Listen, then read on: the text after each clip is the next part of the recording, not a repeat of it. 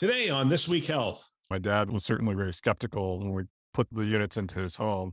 And at the end, I was doing a survey and I asked him about the technology and did he feel it was evasive? And I was really surprised when he told me it just kind of melted into the background. He didn't even notice it anymore. And I imagine many caregivers and seniors kind of have that relationship where the caregiver is mediating the trust. And I think that was a really critical component to it being a successful tool.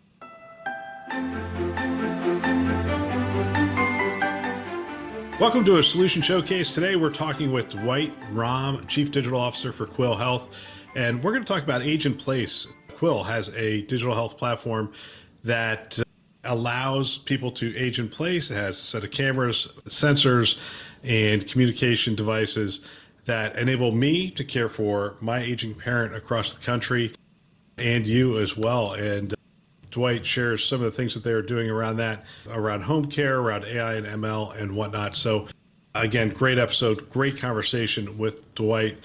My name is Bill Russell. I'm a former CIO for a 16 hospital system and creator of This Week Health, a set of channels dedicated to keeping health IT staff current and engaged. We want to thank our sponsor for today, Quil Health, for giving us some time with Dwight and making this content possible. Now, on to the show. I'm here with Dwight Raum with Quil Health. Dwight, welcome to the show. Thank you for having me. I'm looking forward to the conversation. Quil is doing some really cool things, especially in the aging in place kind of space, and I'm looking forward to that conversation. Give us a little bit of your background, though. How long have you been at Quil, and where were you? Yeah, I've been at Quil for a little less than a year now. Prior to that, though, I was with Johns Hopkins Medicine for about 20 years and had various roles, but Chief Technology Officer, and then ended my career there as interim CIO. Oh, so came in after Stephanie? Yeah, I know Stephanie very well. Somebody I worked with for a very long time. Wow, yeah. Fantastic. When I first became a CIO, I went to a class up at Harvard, and Stephanie came in and gave a portion of the lecture. It was outstanding. Yeah, she's a very special person in my career, but also personally. Yeah. Well, fantastic. So you've moved over to Quil, Chief Digital Officer. Chief Digital Officer, yeah. So what does a Chief Digital Officer do for Quil? So I view it as kind of a mix of both technology and product. While I was at Johns Hopkins, in retrospect, I realized that I really thrived at bringing technology to bear in solutions that people could really understand and adopt. So it really required understanding the business. That was a natural transition for me as a Chief Digital Officer for Quil, because I'm now responsible for engineering that actually writes the products and delivers them, but also product, which defines what goes into that product and how people will actually use the technology and hopefully adopt it. So Quil, for those who don't know, Quil is it's a joint venture of Comcast and Independence Blue Cross. Independence Blue Cross. Yeah. And market you're focused on? Well, we're focused principally on direct to consumer right now with our Assure product. So Assure is, as you said earlier, an age in place technology. It's brand new. We just opened it up to the broader market in the last month or so, but it's essentially a suite of sensors that go into a senior's home. And there's an ambient set of signals that come out of those sensors that we can use to monitor in a very discreet and non-intrusive way what's going on in the household every single day. And it's a great tool to help somebody who may be on the edge of needing senior living or assisted living to maybe stay in their home a little bit longer than they would have otherwise. It's an interesting model. I mean, we all have stories, right? Yeah. So we lived in California. My father-in-law lived in Pennsylvania. He was alone in his house, and sounds like that would, for me as the buyer, that would be an interesting use case. Absolutely. So this is as much for the caregivers as it is actually for the senior. And just speaking from my own personal experience, my father is aging. He's near 80 now, but he's a widower and lives at home alone. He lives 300 miles away from me. And my sisters and I, we all do a really good job of trying to keep tabs on and make sure things are going okay. But this gives us an extra layer of security using technology to understand what time did he get up in the morning? Did he leave home? Did he come back when we expected him? And then Assure also mixes in ambient sensors like from the home, but then also mixes that data with wearables. So signals coming from an Apple Watch and whatnot. We have just so much more insight now into how he's doing other than calling him and pestering him every single day and saying, "Hey, Dad, Dad, are you taking?" Yeah. Where's the data going to? So am I as the care provider getting the data, or is there somebody else getting the data as well? So we think of really the caregiver as the primary consumer of the data, the caregiver and the senior themselves. So we are combining that data. It really goes into an app, which we run some models on. So we have some ML, machine learning, that actually interprets and makes predictions about when they're going to wake up and they're going to go to bed, that sort of thing. but it's really for them and them alone at this point. Interesting. So, what kind of sensors? Yeah, yeah. So actually, that's a great question. First question I got from my father is, "You're not putting any cameras or microphones in my Right. home." Well, I was going to go to privacy, but I usually close out with that. But Yeah.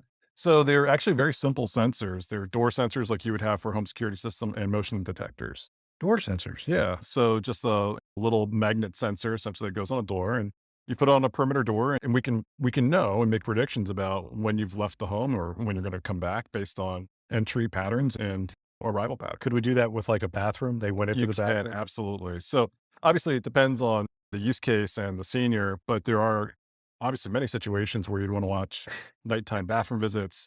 It could be an early indicator of some sort of decompensation with a chronic disease if you have too many bathroom visits. So if the individual has something like that, you can absolutely improve the level of data that you're getting and insight into what's going on in their individual health So, doors, well, and motion. and motion. Yeah. Okay. So the motion is fall detection. Essentially, what other things are we looking for there? So we're looking for fall detection. And the way we do that right now is we learn the blueprint of the home essentially. So we look for patterns in how they move throughout that home. And as they pass through these different sensor zones, we can understand if they are in a hallway or in a stairwell for longer than expected, there's a high probability that they've had some sort of event in there. And from that, we can raise a concern to the family member to say, hey, you might want to contact mom or dad and find out what's going on. Have they fallen or something like that? So there's some AI ML involved in this. There is. Yeah. Of seeing patterns. This is what I mean, if I simplified AI and ML, seeing patterns that is coming from the video feed or from the sensor or Yep. that kind of stuff. Interesting. Are we integrating existing devices that are on the market or is there a proprietary device that So we're integrating really with Google Fit and with HealthKit. So if you're in the Android ecosystem or the Apple ecosystem, we can pull data in from those devices and we use that to influence those insights that we get back. It's really kind of early days still, but I'm envisioning a future where we start to draw in data from HealthKit around your conditions, and that may influence some of the things that we may want to monitor. So for instance, if somebody's had hip replacement, we might be really interested in what their gait speed is. Is it going up or going down? Are they experiencing more pain or less pain as a consequence of that? Things that really start conversations are what those insights are intended for. so privacy, you haven't said camera yet. No cameras. Yeah, no cameras. Interesting. So the privacy aspect, a lot less of a concern, I would imagine. It is. And like I said, my dad was certainly very skeptical when we put the units into his home. And this is early beta kind of test that we were doing with him. And at the end, I was doing a survey and I asked him about the technology and did he feel it was evasive? And I was really surprised when he told me it just kind of melted into the background. Yeah. He didn't even notice it anymore. And a lot of that was based on his trust of me. And I imagine many caregivers and seniors kind of have that relationship where the caregiver is mediating the trust. And I think that was a really critical component to it being a successful tool. He wasn't overtly mindful of the sensors. It just blended into the background. Well, and some of the programs we've done, home health and care at home kind of programs require them to do something with I mean, you're talking about a passive system. It's passive. Yeah. Those active systems, we have all sorts of challenges with. Yeah. Just get them to, hey, step on the scale once a day. But even that Yeah. could be a passive system. Absolutely. Yeah. And you could see with like a health kit integrated scale, you can get weight. You could put that together with, like I said, gait Oh, speed. so you could, I didn't think about that aspect of it. You Absolutely. could start to integrate that. We've talked to some people who are starting talking about passive telemetry data, essentially. But again, we're talking cameras, but essentially they can look at you, they can see things like respiratory rates and that kind of stuff. Is that something that's in the future or is that not on this roadmap? It's not on this roadmap at this point. I think that could evolve though, based on whether or not we get into management of certain chronic diseases. So you could see like a COPD type of scenario, especially nighttime. If there are any kind of respiratory issues during sleep, you could see having a more sophisticated sensor that would help monitor breathing patterns. Anything specific for diabetes? For diabetes, I think really we're going to be looking at continuous glucose monitoring, integrating that through HealthKit. So again, we're not really adding additional sensors into the home, but then combining that with Really what you're trying to do is empower me as the caregiver. Yeah. Because I think about my 85-year-old father-in-law. He wasn't going to look at any of that stuff. Yeah. So how do I integrate with the health system? All right. So I'm the care provider. Now, clearly, in this case of an emergency, call 911, get them, those kind of things. But am I going to be able to identify some things and provide that to the care provider? Is there any integration there? Not yet. I mean, so that's one of the markets that we're exploring is what kind of value can we bring to a provider directly? And I think there is a lot of insight that we could potentially bring. I mean, obviously for a lot of diseases like COPD or CHF or even diabetes, you have those windows of management where you're really trying to avoid readmissions. But we have so much insight beyond just what you're getting on a scale or on a CGM or on a blood pressure cuff. We know if they're moving or not. We can tell if they're sleeping. We can understand bathroom visits. So I think the question is, what is the value to providers in understanding that perspective beyond those specific measures that they're already getting? How does the Comcast relationship play into this? I mean, one of the things we've talked to Karina Edwards, CEO, a couple times about that relationship. And back then we were talking about set top boxes. And I mean, there's a set top box in my house. I mean, they're just everywhere. Does that play into this at all anymore? Or is it more of a standalone kind of solution? It is standalone. So you do not need to be a Comcast subscriber to use Assure at all.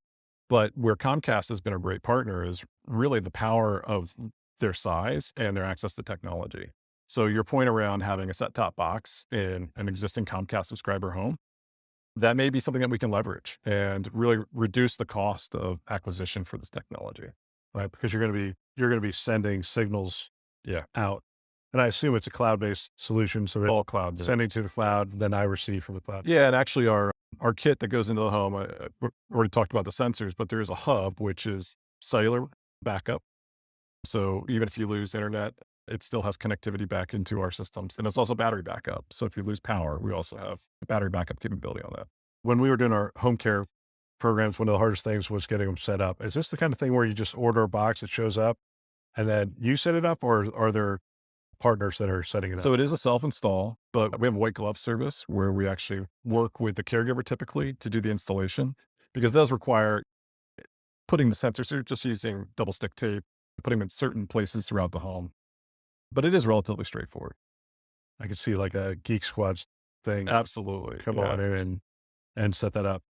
Direct to consumer, how's that different? I mean, you come from the provider world.